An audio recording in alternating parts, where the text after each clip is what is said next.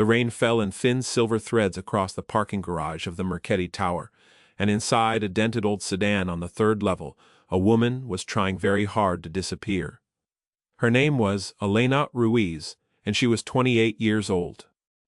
She had a soft, round face, a gentle double chin, heavy, full arms folded across her wide chest, and a large body that filled the driver's seat of her small car in a way that always made her wince when she tried to shift. She was a large, plus-size woman, and she had spent most of her life apologizing for the space she took up in the world. Tonight, that space was the front seat of a 15-year-old sedan, and the apology was silent. She had folded a thin gray blanket over her lap. Her work blouse was still buttoned all the way to the collar. Her curly dark hair was pulled back into a low bun, though a few strands had escaped and were sticking to her damp forehead.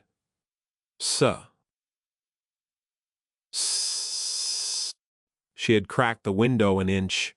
It was cold. It was always cold in that garage. She told herself she would only stay one more night. She had been telling herself that for 11 nights. Elena Ruiz was the executive secretary to Dante Marchetti, the president and majority shareholder of the Marchetti Group. On paper, the Marchetti Group was a holding company with interests in shipping, hospitality, private security, and real estate across 4 continents. In the quieter corners of the city, in the rooms where powerful men whispered instead of spoke, the Marchetti name meant something else entirely. It meant a family older than the country itself. It meant a code, and a court, and a king. Elena did not think about that part very often. She could not afford to. She had been hired 8 months ago to answer phones, manage a calendar, and keep her mouth shut, and she had done all 3 of those things beautifully. She had never once been late. She had never once complained. She had never once asked for a raise, even though her rent had gone up twice in the last year, and her mother's medication had gone up 3 times. 2 weeks ago she had come home to find her small studio apartment sealed with a red notice on the door. The landlord had sold the building. The new owners wanted her out by the end of the week. There had been no negotiation. There had been no time. Her mother lived in a care facility 2 hours north, and every dollar Elena had went to keeping her there. And so when the eviction came, Elena had done the only thing she could think of. She had packed 2 suitcases, a laundry basket of shoes, and a small box of photographs into her car, and she had started sleeping in it. She had chosen the Marchetti Tower garage because it was the safest place she knew. The building had private security on every level. The cameras were everywhere. Nobody bothered a car in the executive lot after midnight, because nobody was foolish enough to. Every morning at 4:30, she woke up, drove to a 24-hour gym across town, where she still had a $15 membership, showered, changed into her work clothes, and drove back. By 7 o'clock she was at her desk. Hair neat, blouse pressed, smile ready. No one had noticed. No one ever noticed Elena. At least, she thought no one had noticed. She did not know that, 42 floors above her, a man was watching a screen. Dante Marchetti was 36 years old, and he was, by every measure the world used to measure such things, terrifyingly powerful. He stood 6 feet 3 inches tall. His shoulders were broad. His dark hair was cut close and neat. His face was the kind of face people described in whispers, all sharp angles and cold gray eyes, and a jaw that seemed carved for the sole purpose of refusing to soften. He wore black suits that cost more than most cars, and he moved through the world with the quiet, deliberate patience of a man who had never in his adult life needed to hurry for anything. He was sitting alone in his private office, a glass of untouched whiskey at his elbow, and he was looking at a live feed from the 3rd level of the parking garage. He had been looking at it for 11 nights. He had known the moment she started sleeping there. He knew when everyone entered his building and when everyone left. He knew that his secretary, the quiet woman, with the kind eyes who filed his correspondence and made his coffee exactly the way he liked it, had not driven home for 11 consecutive nights. He knew because he had watched her car on the security feed. He knew because he had personally checked. He had not spoken to her about it. He had not, in fact, spoken to her about anything personal in the 8 months she had worked for him. He was, as his oldest friend Luca liked to remind him, incapable of ordinary human conversation. He gave commands. He signed documents. He said good morning and good evening. Occasionally, when she brought him coffee, he said thank you. That was, more or less, the extent of his verbal relationship with Elena Ruiz. His internal relationship with Elena Ruiz was a great deal more complicated.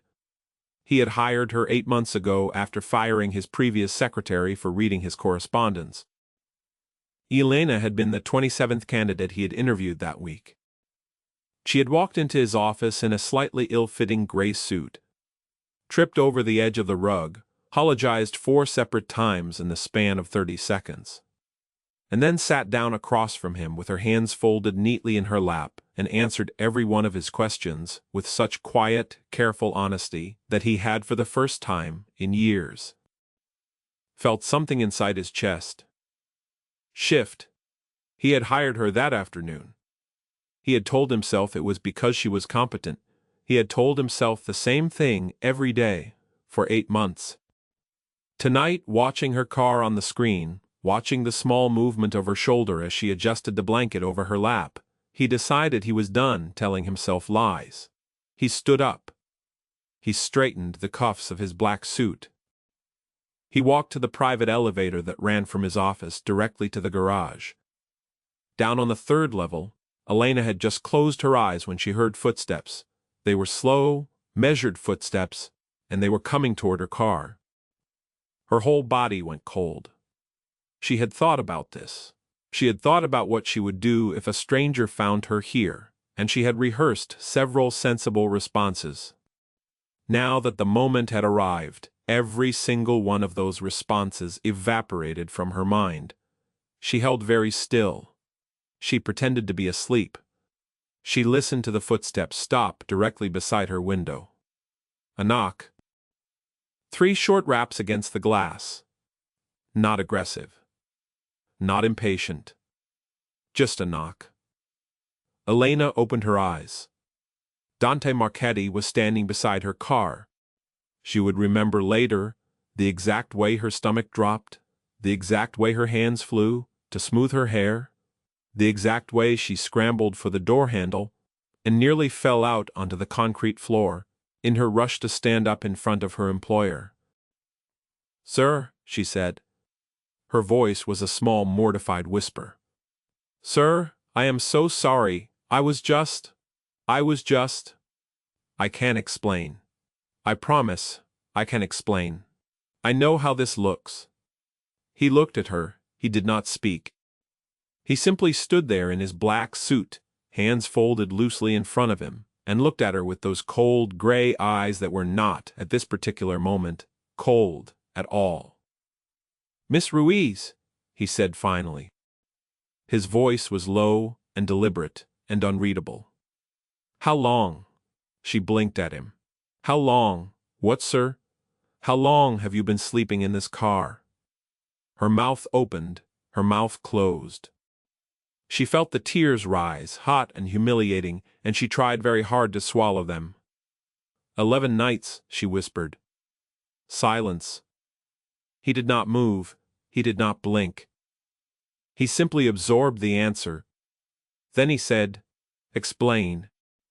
And so, standing there in the freezing parking garage, in a wrinkled work blouse and flat sensible shoes, with her curly hair falling out of its bun, and her heavy full arms wrapped around her middle to keep the shame in, Elena Ruiz explained. She told him about the eviction. She told him about her mother, and the care facility, and the medication that had gone up 3 times. She told him about the 24-hour gym, and the $15 membership, and the 4:30 alarm. She told him she was sorry. She told him she would resign in the morning if he wanted her to.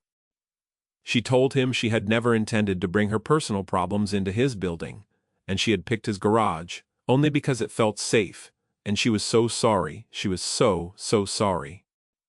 She stopped talking because she had run out of breath. Dante Marchetti stood in the freezing parking garage and listened to every word of it without moving a muscle in his face. Inside his chest, something that had been quietly burning for 8 months burst into open flame. He was going to burn her landlord's building portfolio to the ground. He was going to buy her mother's care facility and rename the wing. And he was going to find whoever had raised her medication price and have a very quiet conversation with them. One that would end with the price going back down and staying down for the rest of the woman's life. He was going to do all of these things by breakfast. None of it showed on his face. What he said when she finished speaking was, "You will not resign." Elena's eyes filled again. "Sir, I know I have violated so many company policies, and I understand if you have to let me go. I really do." "You will not resign," he repeated, in the same flat voice. "And you will not sleep in this car again. Get your bag." "Your bag, Miss Ruiz, and whatever else you need for the night." "You are not staying here." "Sir, I cannot possibly. I do not have anywhere else to. I could not ask you to." "You are not asking me anything," he said. "I am telling you. Get your bag." There was in his voice a quiet, immovable certainty that Elena Ruiz had never in her life heard directed at her. It was not cruel. It was not angry. It was simply the sound of a decision that had already been made, at some unreachable altitude by someone who did not need her permission to make it. She got her bag. He carried it for her. She protested. He did not seem to hear her protests. He walked her to a long black car she had never seen before, opened the back door, waited until she was seated, closed the door with a soft, precise click, and got in beside her. The driver, a broad, silent man with a scar along his jaw, pulled out of the garage without being told where to go. They drove for 12 minutes, in complete silence. Elena kept her hands folded on top of her purse. She kept her knees pressed together. She kept her eyes on the window.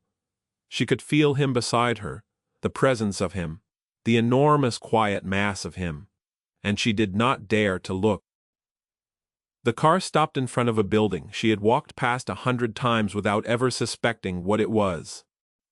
It was an old, elegant building on a quiet street, with a doorman in a green coat, and a lobby that smelled like fresh flowers and old wood. "This is my building," Dante said. "There is a guest apartment on the 4th floor. It is yours until further notice." "Sir, I truly cannot, Miss Ruiz." He turned to look at her, and for the first time she saw something soft move behind the gray of his eyes. "Please." That single word undid her. She followed him into the lobby. She followed him into the elevator. She followed him down a long hallway with thick carpet, and through a heavy door, and into an apartment that was larger than any place she had ever lived in her life, warmer than any place she had ever lived in her life, and stocked, when she opened the refrigerator, with every single one of the small foods she had ever mentioned in passing at her desk. She stood in front of that refrigerator for a very long time. She did not know yet what any of it meant, but something inside her had started to suspect. Behind her, in the doorway, Dante Marchetti watched her for exactly 7 seconds. Then he said quietly, "Sleep, Miss Ruiz. I will see you in the morning," and he closed the door. The next morning, Elena arrived at her desk 15 minutes early. She was wearing the same gray suit she had worn to her interview because it was the only one that was not wrinkled from the suitcase, and she had spent 45 minutes in the guest apartment's enormous bathroom trying to convince herself that everything that had happened the night before had actually happened. The suit still fit, the apartment was still real. The elevator had brought her up to the 42nd floor. Her badge had still worked at the door. Everything was, impossibly, the same. Except everything was not the same. because when she walked into the executive suite, there was a bouquet of white peonies on her desk. There was no card. Elena stared at them for a long moment. She had mentioned once, 6 months ago, in a passing conversation with the cleaning lady, that white peonies were her favorite flower. She had not said it to anyone else. She had certainly not said it to Dante Marchetti. Bara. She sat down slowly at her desk. Behind her, from inside his office, she could feel him watching through the glass. She did not turn around. She turned on her computer, opened her email, and got to work. At 9 o'clock, Luca Bianchi walked into the executive suite. Luca was Dante's oldest friend, his consigliere, and the only person on earth who was permitted to tease him. He was tall and lean, with a permanent half-smile, and eyes that missed absolutely nothing. He glanced at the peonies. He glanced at Elena. He glanced at the closed door of Dante's office. His half-smile widened. "Good morning, Miss Ruiz." "Good morning, Mr. Bianchi." "Lovely flowers. Thank you. I do not know who sent them." "Of course you do not." He tilted his head slightly. "Have a good day, Miss Ruiz." He walked past her, opened the door of Dante's office without knocking, and closed it behind him. Inside, he leaned against the door and looked at his oldest friend, who was standing at the window with his hands clasped behind his back. "Peonies," Luca said. "She likes them. I am aware. You told me you overheard her mention it 6 months ago." "Then why are you asking?" "Because 8 months ago you hired a secretary. Last night you moved her into your building. This morning you filled her desk with her favorite flowers." Luca folded his arms. "At what point? Dante, are you going to admit what everyone in this office has known since the day you hired her?" Dante did not turn around. "She was sleeping in her car," he said quietly. The teasing left Luca's voice. "For how long?" 11 nights. "Ah, her landlord evicted her. Her mother is in a care facility upstate." "Has?"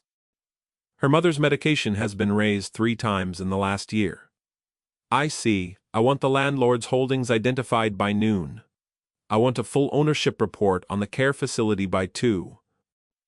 I want the pharmaceutical distributor's name on my desk by 3.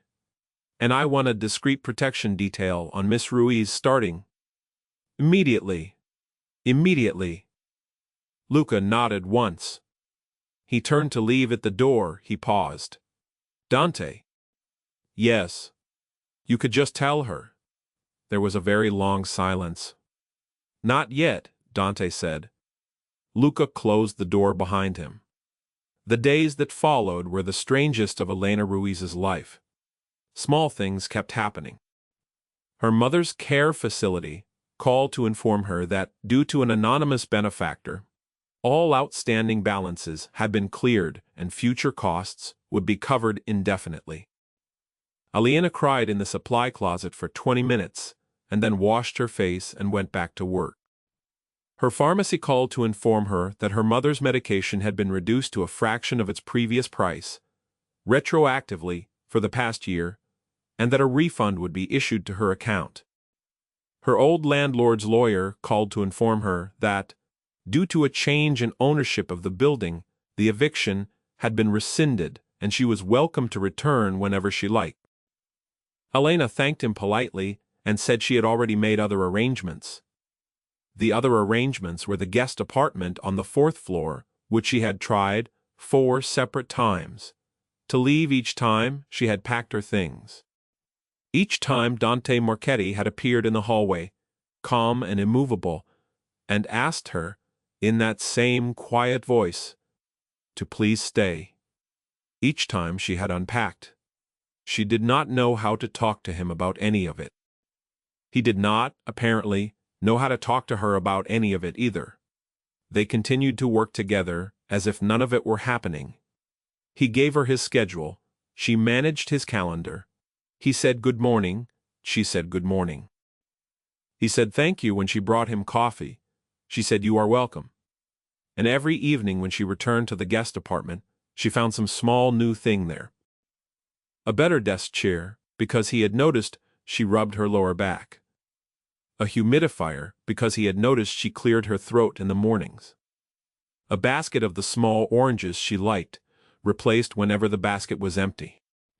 He never mentioned any of it. She never asked.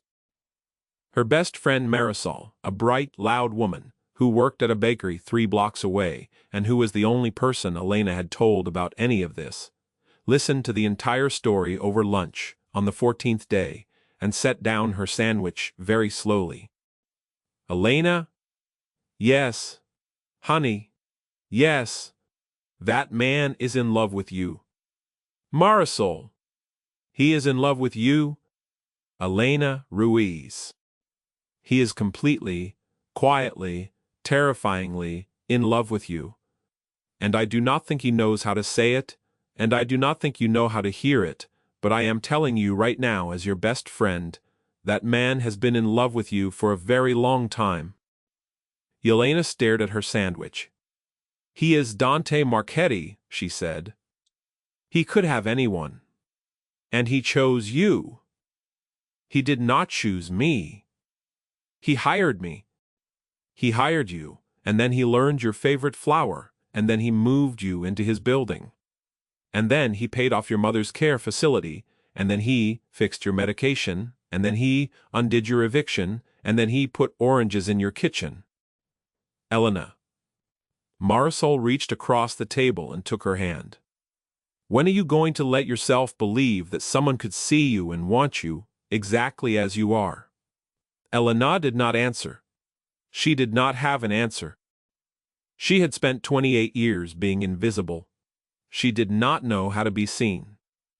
The trouble came on a Tuesday. It came in the shape of a man named Victor Ashford, who was the son of an old rival family, and who had, for reasons of his own, decided that the best way to hurt Dante Marchetti was to hurt whatever Dante Marchetti had recently started to care about. He had been watching the tower for weeks. He had seen the black car, he had seen the guest apartment, he had seen the flowers. He had put the pieces together in his small, clever mind, and he had decided that Elena Ruiz was the fastest way to a very old debt. On Tuesday afternoon, Elena left the tower at 6 o'clock to walk 3 blocks to Marisol's bakery. She had a protection detail. She did not know about 2 men in a gray sedan, who followed her at a discreet distance. Victor Ashford had accounted for them. He had arranged a small distraction, a minor traffic accident at the intersection of 5th and Grand, that pulled their attention for exactly 90 seconds. 90 seconds was enough. Elena was crossing the alley behind the bakery when a van pulled up beside her. 2 men got out. Everything happened very fast. There was a hand over her mouth and an arm around her waist and the sharp sting of a needle in her neck. And then there was nothing at all. The gray sedan reached the alley 40 seconds later. The van was gone. Elena's purse was on the ground. The 2 men in the sedan looked at each other. One of them picked up the purse. The other one made a phone call. 12 seconds after that phone call ended, a protocol was activated inside the Marchetti Tower that had been dormant for 6 years. It was called, in the quiet corners of the family, the Black Protocol. It meant, in plain language, that every resource of the Marchetti Empire, every soldier, every contact, every favor owed, every eye on every street in every district of the city was now dedicated to a single objective: find her. Dante Marchetti stood in the center of his office, and he was, for the first time in his adult life, not calm. His face was still. His hands were steady. His voice, when he spoke, was level. But inside, something ancient and terrible had woken up. Every camera, he said, every camera in a 6-block radius of that alley, every license plate, every face. I want the van in the next 10 minutes, Dante, every camera, Luca. You will have it in 6. He had it in 5. The van was traced to a warehouse district on the east side of the river. The warehouse was owned, on paper, by a shell corporation. The Shell Corporation was owned by another Shell Corporation. The other Shell Corporation, 4 layers deep, was owned by Victor Ashford. Dante did not smile when Luca told him. He simply nodded once and said, "Move." By the time Elena Ruiz opened her eyes, she was tied to a wooden chair in the center of a cold, empty warehouse, her wrists bound with rough rope, her head throbbing, her mouth dry. Across from her, seated on a metal folding chair, was a thin, blond man in an expensive gray coat, who was smiling at her in a way that made her stomach turn. "Ms. Ruiz," he said, "how lovely of you to join us." She tried to speak. Her voice was a rasp. "Who are you?" "My name is Victor." "It does not really matter." "Will, what matters, Miss Ruiz, is that a certain man is going to be very upset when he learns you are here, and he is going to be very willing to negotiate to get you back. And in that negotiation, I am going to take from him something he took from my family a long time ago." He tilted his head. "I hope, for your sake, that he cares about you as much as I think he does. Otherwise, this will be very unpleasant for you." Elena looked at him. She should have been terrified. Part of her was terrified. Her hands were shaking against the ropes, and her heart was beating so hard she could feel it in her teeth. But another part of her, a part she had not known she had, was very quiet and very still and very clear. "He is coming," she said. Victor blinked at her. "Excuse me. He is coming," Elena said again, and her voice did not shake. "You should be terrified." Victor laughed. "Oh, Miss Ruiz, he does not even know where you are." Behind him, high above the warehouse floor, a small red dot appeared on the concrete wall. Then another. Then 12 more.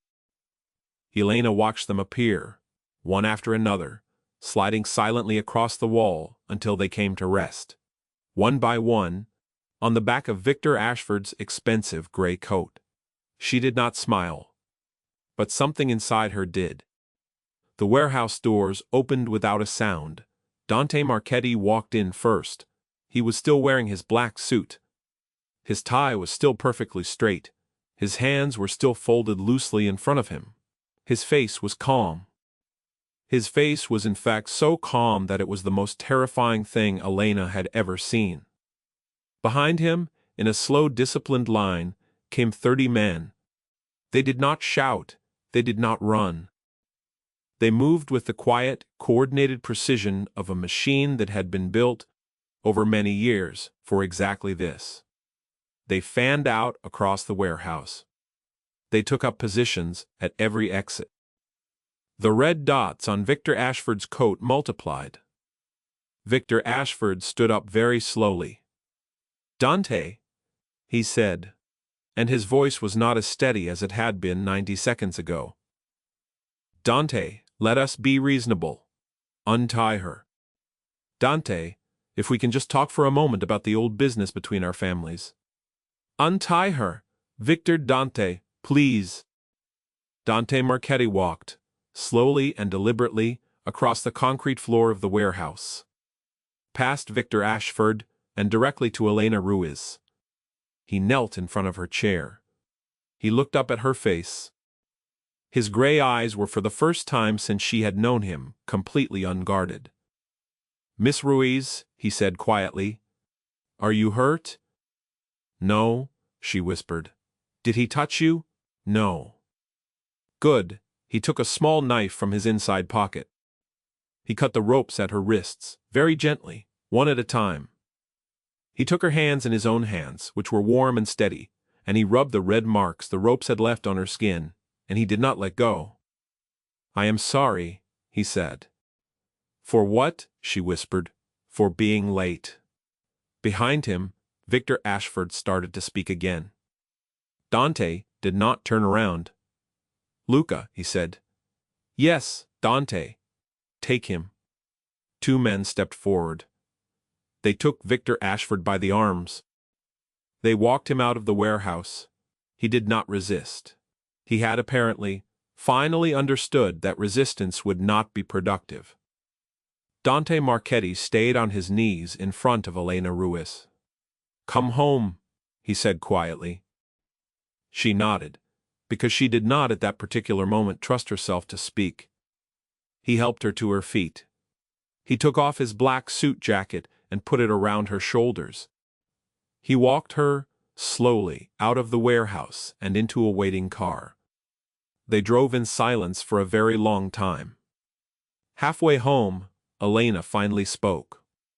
"You bought my mother's care facility, yes. You bought the pharmacy. An interest in it. Enough to change the pricing. You bought my old building. Yes. You put me in your guest apartment. Yes. You have been sending someone to follow me, to protect you. Yes. You knew my favorite flower, yes. You have known for a long time that I sleep in my car. 11 nights, Miss Ruiz. I knew from the first night. Why did you not say anything?" He was quiet for a long moment. "Because I did not know how," he said finally. "Because I have spent my entire life learning how to be feared and how to be obeyed. And no one ever taught me how to say to a woman that the sight of her tripping over the edge of a rug and apologizing 4 times changed something inside me that I did not know could still change." He was looking out the window. He was not looking at her. "Because I was afraid, Miss Ruiz. I was afraid that if I said it, you would be frightened, and if you were frightened, you would leave, and if you left, I would not know how to keep breathing in a room you had walked out of." The car was very quiet. Elena Ruiz reached across the seat and took his hand. He looked down at her hand on his hand. He looked up at her face. "I am not frightened," she said quietly. "I am not going to leave." His fingers closed around hers. 6 months later, on a warm evening in early autumn, the Marchetti Foundation held the grand opening of a new center on the north side of the river. The center was called the Ruiz Center for Housing Stability. It was named for Elena's mother. It provided emergency housing, medical support, and long-term rental assistance for women in crisis. Its first 10 residents had already moved in the week before. The ceremony was held in the small garden behind the building. There were white peonies everywhere. There were also, Elena noticed with a small private smile, small oranges in bowls on every table. And she was wearing a soft blue dress that had been made for her, that fit her large body exactly the way clothes are supposed to fit a body, that made her feel, for the first time in her life, entirely and unapologetically beautiful. Her curly dark hair was down around her shoulders. Her round face was calm. Her heavy, full arms rested at her sides, not folded, not hiding. Her mother was in a chair near the front, wrapped in a blanket, holding Marisol's hand and beaming. Dante Marchetti stood beside Elena on a small stage. He was in his usual black suit. He was, for reasons Elena did not yet understand, slightly nervous. He gave a short speech. He thanked the donors. He thanked the staff. He said the center was a small return on an enormous debt he owed to one particular woman, without whom he would still be, in his own words, a man who did not know what any of his money was for. Then he turned to her. He reached into his pocket.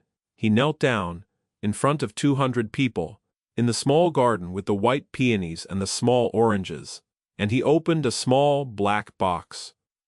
Elena's hand flew to her mouth. "Miss Ruiz," he said quietly. "Yes, I am not, as you know, very good at words. I know. But I have loved you. Quietly. Since the afternoon you tripped over my rug and apologized 4 times. I have loved you loudly, though only to myself, since the night I found you asleep in your car.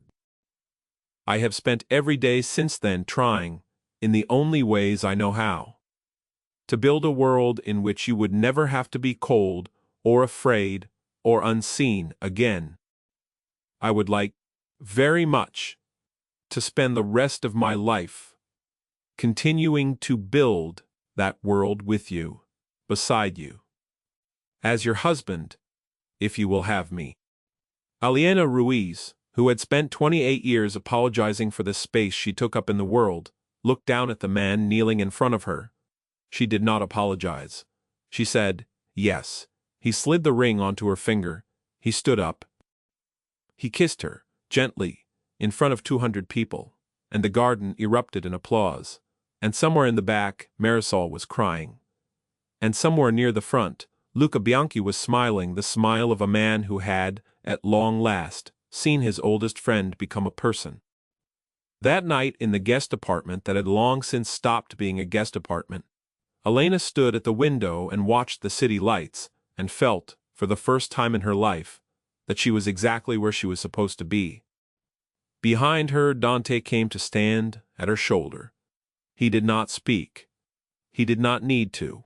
He simply placed his hand at the small of her back, warm and steady, and stayed there. She leaned into him. She thought about the woman she had been in the parking garage, wrapped in a thin gray blanket, apologizing for existing. She thought about the woman she was, now standing in a soft blue dress with a ring on her finger and a foundation in her mother's name. And she realized with a small quiet shock that she was the same woman. She had not changed. She had only, at long last, been seen. And that, in the end, was the story. It was the story of a large, kind, invisible woman who slept in her car because the world had forgotten to make room for her, and a quiet, terrifying, powerful man who had spent his entire life learning to command armies, and could not, for the longest time. It was the story of a garage, and a bouquet of peonies, and a basket of small oranges, and a red notice on a door, and a warehouse full of red dots, and a garden full of white flowers. It was the story of two people who had been told in different ways that they were too much or not enough, and who found in each other that they had been the right size all along. True strength, it turned out, was not the ability to command armies. True strength was the ability to kneel down in front of the person you loved and say, quietly and without armor, please. True beauty was not a matter of the size of a body. True beauty was the dignity a person carried inside that body, the kindness they gave to a world that had not always been kind back, the light they refused to put out even when they were cold and afraid and alone in a parking garage on the third level of a building that belonged, though they did not yet know it, to the man who was already, quietly, upstairs. Loving them.